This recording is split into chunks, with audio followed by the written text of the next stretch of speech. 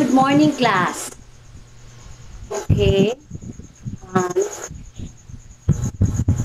Magtatawag ako ngayon para gamitin ang among sa sentence. Okay? Use among in a sentence. O sige.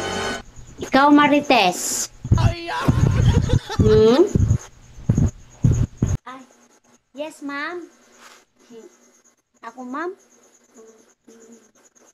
Um, um, Among the trees, coconut is the best. Wow, Marites. Very good.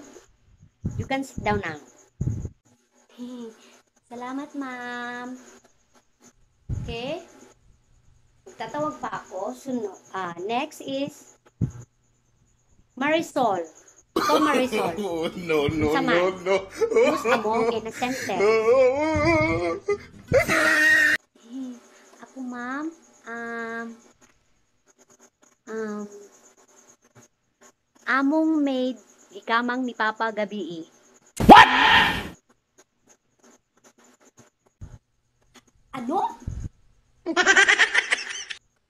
Sabi mo, ma'am, use among in a sentence.